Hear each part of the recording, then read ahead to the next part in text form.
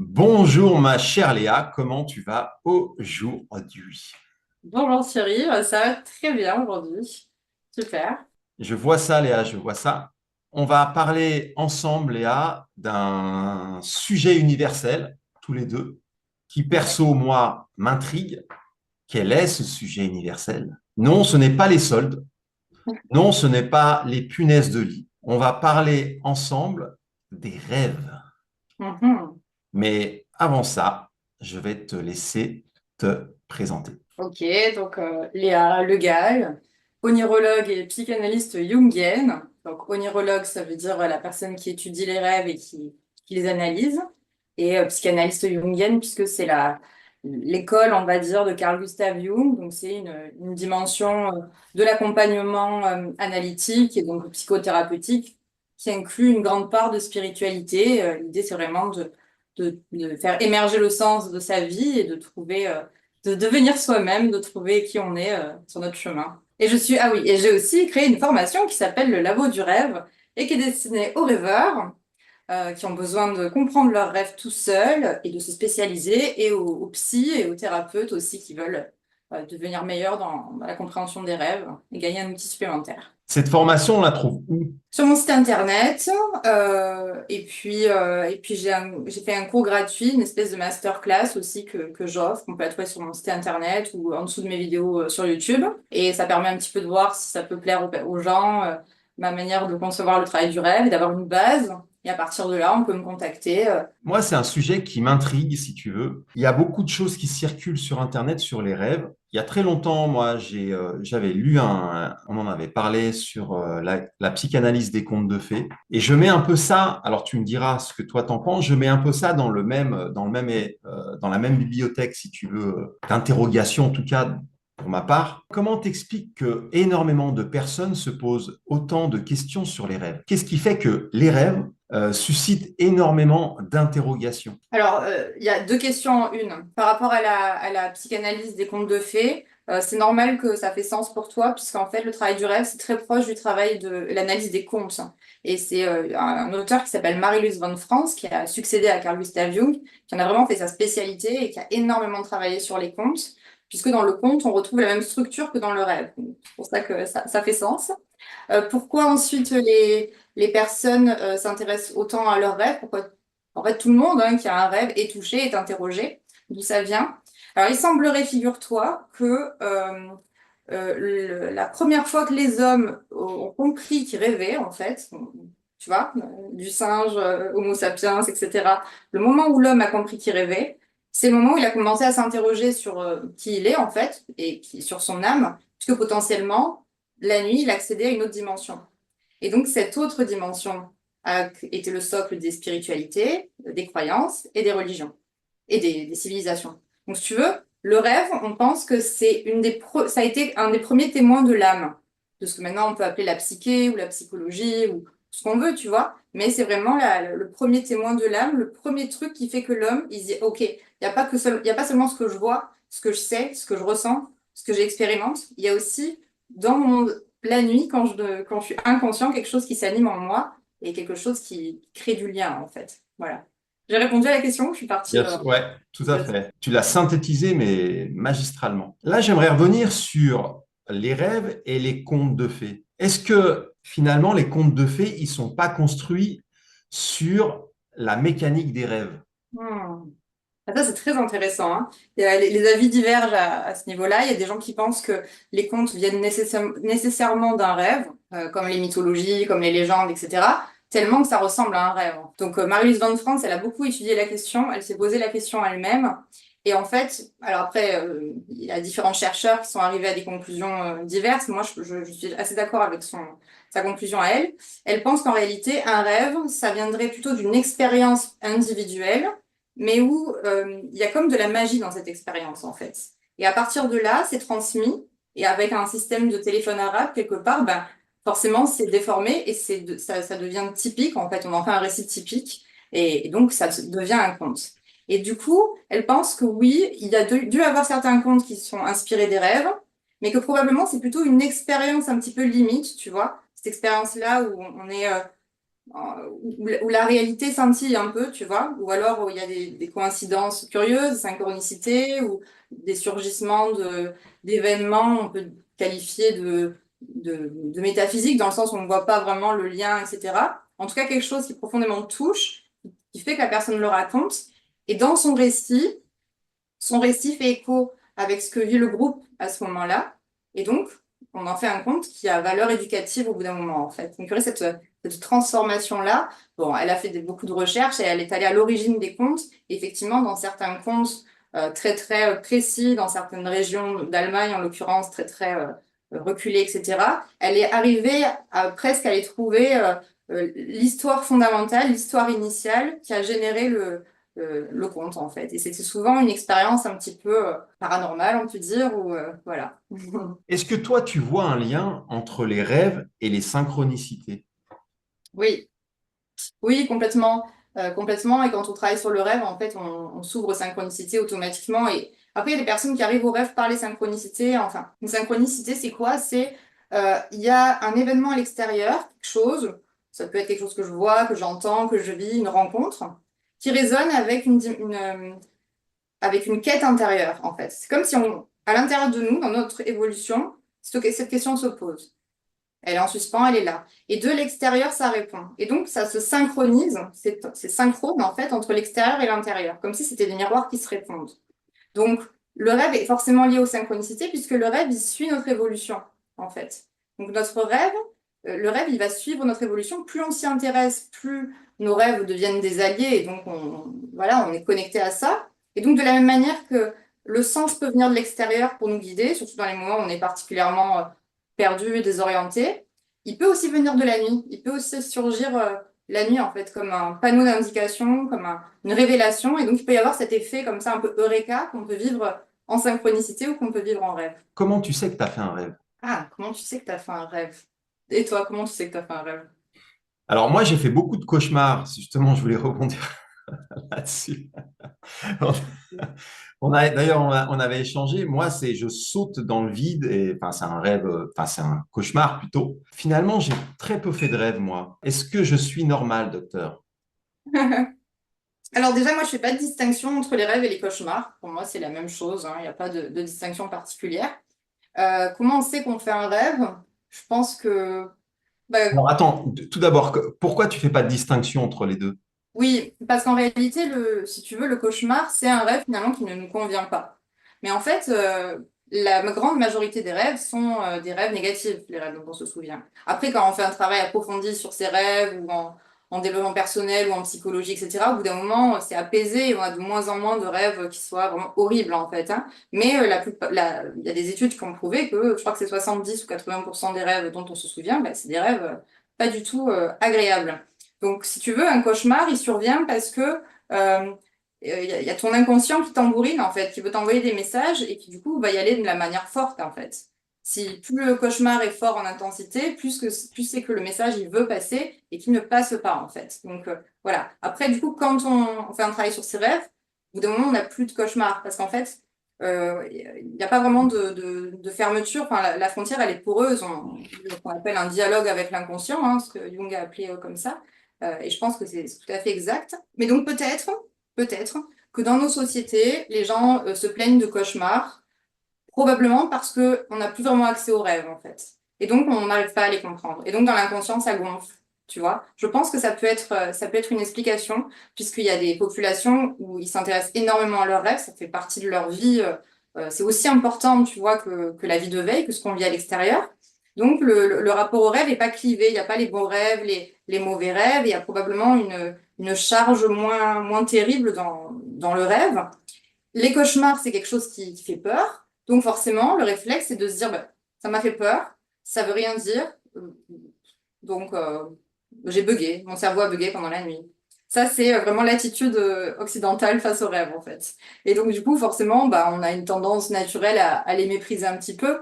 Et d'ailleurs, quand un enfant, il fait un cauchemar, bah, le mieux, c'est vraiment de prendre le temps, de s'asseoir, de dire, allez, c'est pas grave, je dormirai pas trop cette nuit, mais je vais l'écouter et puis je vais essayer de comprendre avec lui ce qu'il a vécu.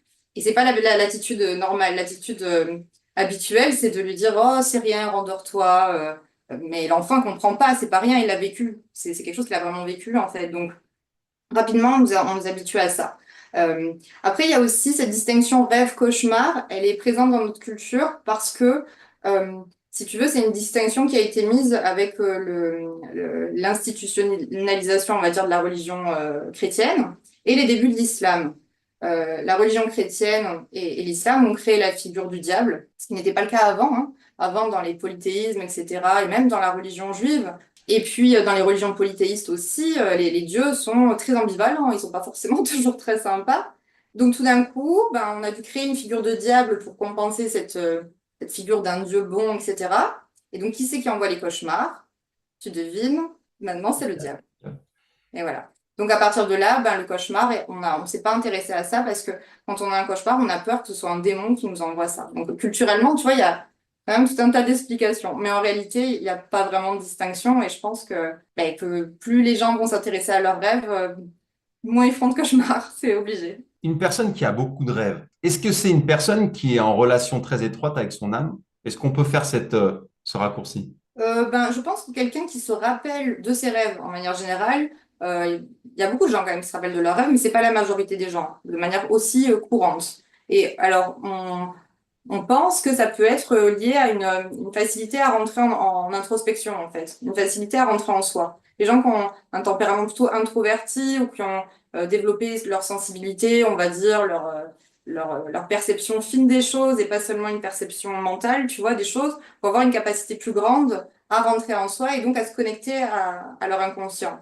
Mais c'est pas pour autant qu'ils font plus de cauchemars. Le cauchemar, c'est simplement un message qui passe pas, en fait. Il y a des gens qui rêvent jamais et tout d'un coup, ils se rappellent que de leur cauchemar, quoi. Donc, contact avec l'âme, je sais pas. Je pense que c'est vraiment une sensibilité. On observe que les gens qui sont plutôt extravertis, ben, vont avoir peut-être moins besoin de se rappeler de leurs rêves parce qu'en fait, ils vont se repérer facilement dans la vie par rapport à l'extérieur, au groupe, aux autres et leur manière de se repérer dans la vie va être d'aller de l'avant, d'être dans l'extérieur.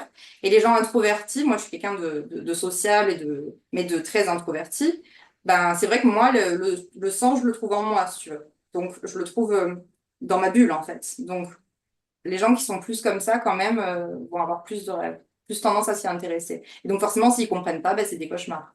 Jusqu'au moment où ils comprennent c'est quoi les messages. Le cauchemar c'est juste un message qui veut passer, qui met le paquet. L'inconscient il met le paquet, mais c'est pas forcément négatif, tu vois. C'est Ouais, souvent une tu me grande disais part qu'un rêve d'avenir. récurrent, c'est un rêve qui passe pas, tu me disais. Ouais, oui, oui, un rêve récurrent, c'est ça, hein. Voilà. Et puis l'inconscient, il continue. Et en fait, quand on a reçu le message, les contenus un petit peu désagréables, violents ou glauques du rêve, ben, se désamorcent, si tu veux. C'est un petit peu comme l'image, tu vois, l'image des dragons, par exemple, dans tous les contes, hein. Tu as des dragons. Et en fait, en général, le dragon, il est pas méchant ou gentil. Il fait le job, en fait. Il protège un truc, tu vois. Il protège un trésor, il protège un château, ou alors il est l'objet lui-même d'une malédiction, ou je ne sais pas quoi. C'est un peu pareil. Et en fait, quand le héros va réussir à dompter le dragon, ou à le comprendre, ou à se mettre à son écoute, le dragon devient un allié, tu vois. Le dragon il n'est pas méchant en soi, il devient un allié. Ben, c'est un peu pareil avec les rêves négatifs ou les contenus négatifs de l'inconscient. C'est juste des contenus qui sont inconnus, on n'a pas mis le voile dessus. Et quand on arrive à écouter leur message, ils se transforment en fait et leur charge devient beaucoup plus euh, soutenante en fait. Il n'y a plus de lutte, si tu veux. C'est l'inconnu qu'on ne connaît pas en fait et qui n'est ni bon ni mal, mais tant qu'on ne le connaît pas, on le diabolise. Donc toi, tu as deux casquettes, Léa. Tu es psychanalyste jungienne, comme tu as dit, et onirologue. J'arrive pas à le dire. Oui, c'est ça. Onirologue.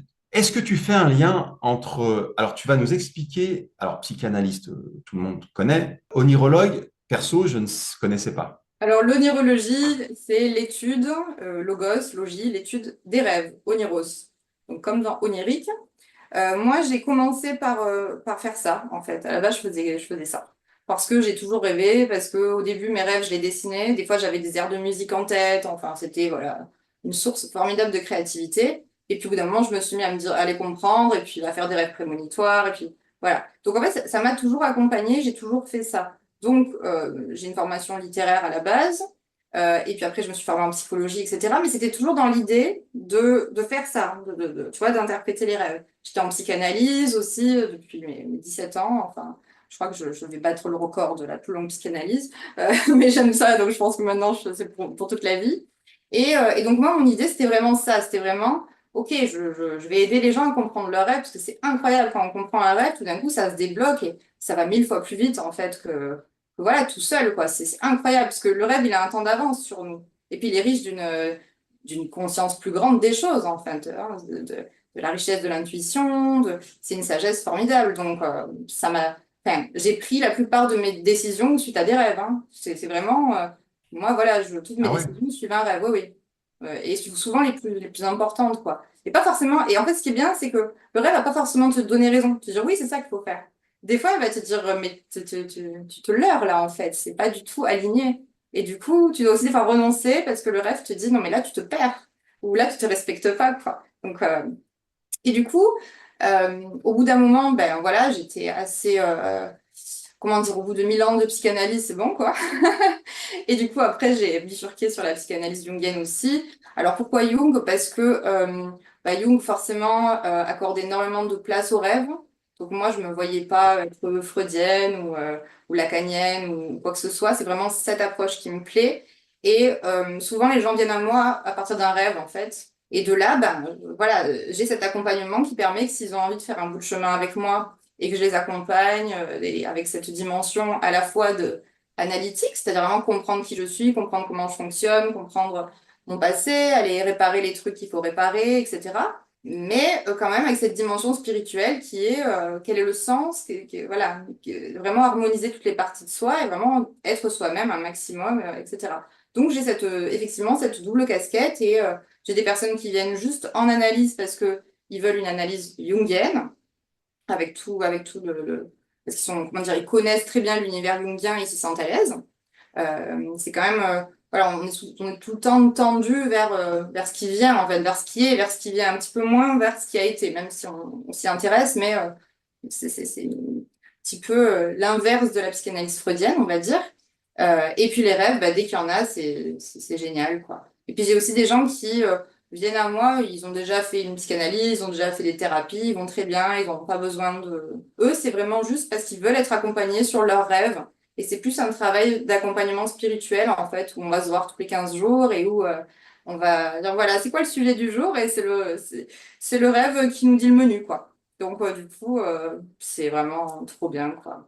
Enfin, moi, je me régale. Donc la personne, qu'est-ce qu'elle fait en séance concrètement? Elle arrive avec toutes ces questions. Moi, j'ai vu un dragon en train de faire des soldes, enfin des trucs comme ça. Et toi, tu vas scanner ce qu'elle dit et tu vas lui partager la symbolique. Bah, en fait, quand c'est Non. quelqu'un que je ne connais pas et qui me contacte pour une première séance, je lui demande de m'envoyer 3 rêves et je vais me plonger dedans. Je travaille à l'avance et j'écris beaucoup. Voilà. Après, on a un échange où je lui pose des questions, etc. Et en fait, je vais dire ce que j'ai vu et la personne va faire des liens. Ah oui, concrètement, dans ma vie, c'est ça qui s'est passé. Concrètement, ça parle de ça, etc. Ça, c'est quand je connais pas la personne. Après, quand je fais un travail régulier avec la personne, là, c'est pas pareil. Au moment du rendez-vous, bah voilà, on parle un peu de vous, la personne en est, etc. Vient le rêve. Donc voilà, j'ai eu ce rêve cette semaine, ou j'ai eu ces rêves. Et là, on va vraiment se remettre dedans à deux, en fait. On va se remettre dans le rêve à deux, on va se balader dans le rêve. Et moi, je vais essayer de faire en sorte de poser les questions pour que l'autre fasse des liens. L'idée, c'est vraiment d'accompagner aussi pour que la personne devienne autonome à terme sur ses propres rêves. C'est-à-dire, elle va faire des liens. Alors, des fois, elle sèche, elle est un peu, ben, je sais pas, Léa. Alors, forcément, là, moi, je participe, mais c'est pas pareil. C'est pas moi qui dis tout le temps, voilà, c'est ça que ça veut dire, etc. C'est vraiment à deux. Et du coup, c'est un jeu, en fait. C'est comme si on est des enquêteurs et c'est un jeu de pistes. Et puis, du coup, on fait des échos aux rêves précédents. Voilà, on essaie de discerner ce qui vient. Et c'est trop beau parce que du coup, on a vraiment comme si on avait une espèce d'univers de science-fiction. Chaque rêveur, en fait, c'est comme si chacun de mes clients, c'était un univers de science-fiction différent. Et à chaque épisode, on fait des retours sur un autre rêve d'avant. Enfin voilà, on reconnaît des personnages, on voit des dynamiques et on accompagne en même temps une transformation intérieure réelle, c'est-à-dire avec réellement, voilà, on voit dans les rêves ce qui se passe et on voit le chemin parcouru et on voit que la personne, maintenant, elle arrive à faire ça. Maintenant, elle a compris ça. Maintenant, ça, c'est réparé ou c'est apaisé, etc. En fait, le rêve va nous donner une photographie de où elle en est en fait, et toutes les étapes qu'elle a passées. En fait, tu dis que les rêves, c'est une partie qui a un train d'avance sur nous. Hmm. Ouais. Est-ce que toi, tu as observé chez tes clientes, est-ce que tu as perçu ou tu as observé chez ces personnes, après des séances avec toi, qu'elles ont développé des facultés extrasensorielles? Alors, Parce que extra. je dis que les rêves, c'est des intuitions, c'est tout ça. Hmm. Oui, alors ça, c'est un truc que j'observe bien en atelier avec les gens que j'accompagne en formation, puisque ben, je leur dis, enfin, voilà, dès le début, hein, ce qu'on va faire pendant 6 mois, c'est qu'on va affûter votre intuition. C'est vraiment au sens large hein, de l'intuition. Et donc ça, je le vois d'atelier en atelier qui s'autorisent un peu plus, en fait. Ils s'autorisent à partager ce qu'ils voient et ce qu'ils ressentent, et ça, je l'observe, et c'est super beau. Mais c'est pas du tout mais comment dire, j'appuie pas là-dessus, je constate et il constate et donc, tu vois, ça se fait naturellement. Donc ça, c'est super important, je pense. Après, avec les personnes que j'accompagne, je sais pas si on peut parler de faculté extrasensorielle. En psychologie analytique, nous, on considère que pour être harmonisé, il faut qu'on utilise nos 4 fonctions. Donc le sentiment, la sensation, l'intuition et la pensée. Et en fait, rapidement, avec les personnes que je suis, je vois lesquelles marchent et lesquelles marchent pas. Tu vois? Et donc, par exemple, quelqu'un qui est dans fonction pensée, il est incomplet si c'est pas trouver son sentiment, si c'est pas trouver son intuition. Donc, rapidement, moi, je vais voir qu'est-ce qui fait défaut, en fait, dans ces 4 pôles.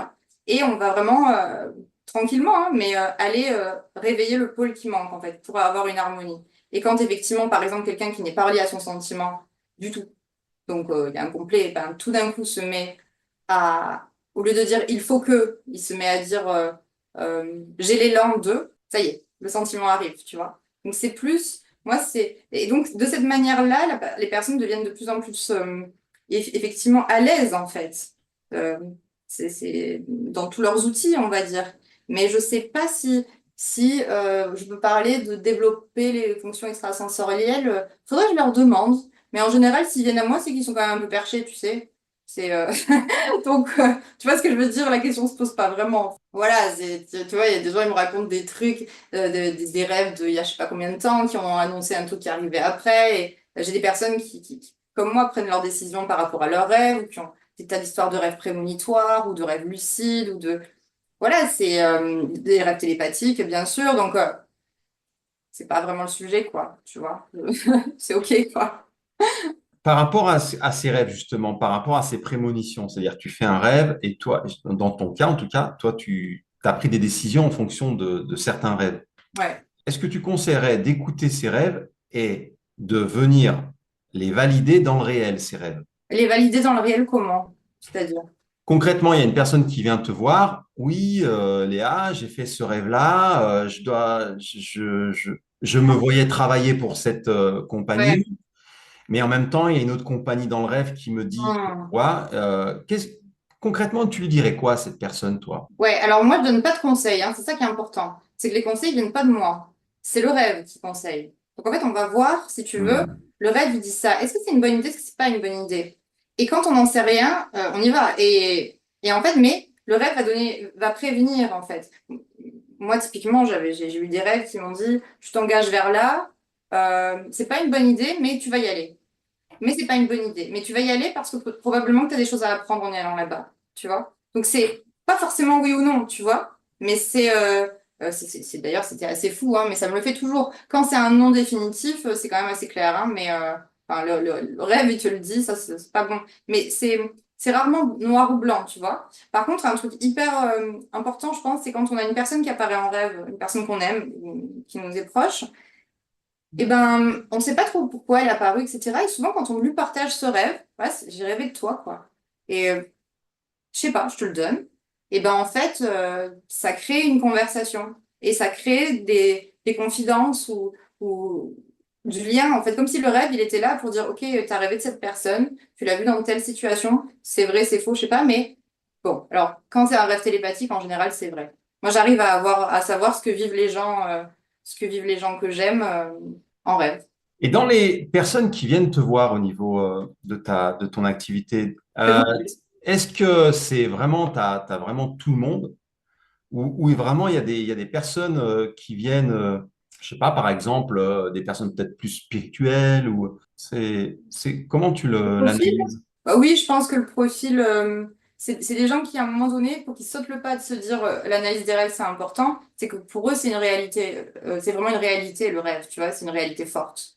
Donc je pense qu'à partir du moment où on a compris que le rêve, c'est vraiment, c'est pas un bug du cerveau, c'est pas un truc parce que la nuit, le cerveau, il fait reset ou je sais pas quoi, que c'est vraiment quelque chose de fort. Il y a forcément un pied dans la spiritualité, mais c'est pas, enfin, il y a pas de croyance, enfin, toutes les croyances des gens sont bienvenues, hein. Donc, moi, je ne donne pas de croyance, juste j'accueille, en fait. Donc, Ah, il y tu a parles des idéologies peut-être. ouais, voilà, c'est ça. Voilà, moi, je suis, Cultuelles, tu parles de tout ça. Oui. voilà, je suis ouverte à tout, hein. J'ai pas, si tu veux, un profil particulier. Il y a vraiment des gens qui ont des croyances très, très diverses, qui viennent d'univers extrêmement différents, etc. Mais le lien, c'est qu'ils savent que leur âme leur envoie des rêves. Ils savent ça. Et en fait, et en tout cas, il y a quelque chose qui est une dynamique de quand même réenchanter le monde et de lutter contre quelque chose de peut-être un petit peu matérialiste, un petit peu. C'est des gens qui aiment bien quand même se sentir vibrer, tu vois, s'ouvrir à plein de perspectives. Un truc un peu enfantin comme ça, qui est très beau, quoi. C'est très, très intéressant ce que tu dis, Léa. En fait, les personnes qui viennent te voir, ce sera ma dernière question.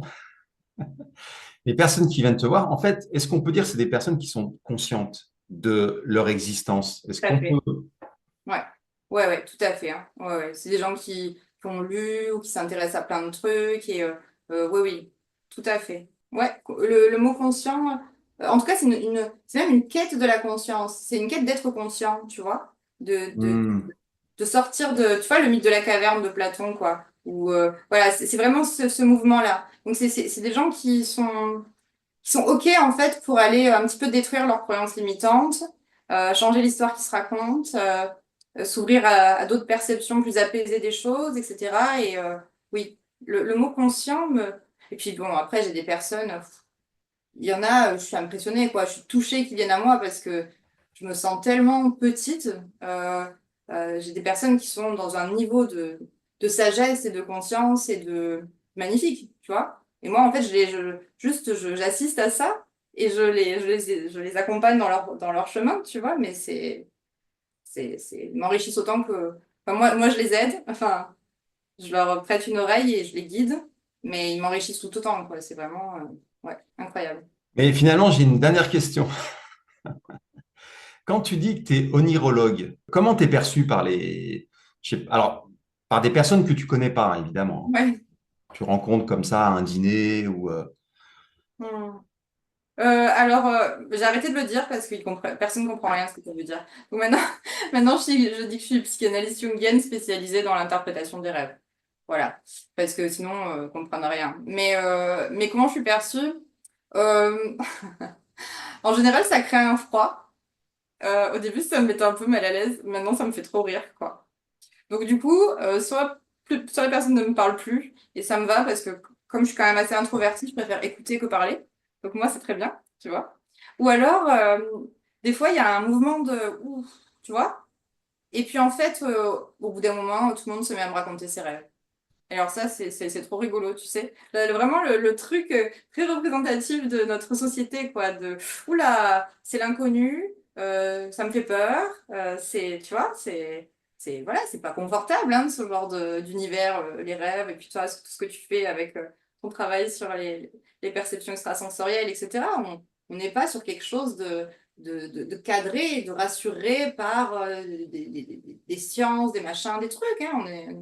On est dans un endroit où bah, voilà, on observe les phénomènes en fait, mais il n'y a pas tout ce cadre rassurant d'une science ou d'un truc comme ça. Donc il y a toujours ce mouvement-là. Et puis très souvent, en fait, je me retrouve avec des gens qui m'ont dit, et moi j'ai rêvé de ça, ça, ça. Et puis au final, ils se retrouvent à me parler. Et, voilà. Donc maintenant, j'en parle presque plus. J'essaye vraiment d'éviter. Quand on me dit, tu fais quoi dans la vie? J'essaye de, tu vois, dire, bah, je sais pas, là, je suis en train de boire un verre et c'est cool. Tout à l'heure, je suis allée me promener. Et je botte un peu en touche quand j'ai pas envie parce que des fois, après, c'est vraiment, ça devient le sujet de conversation.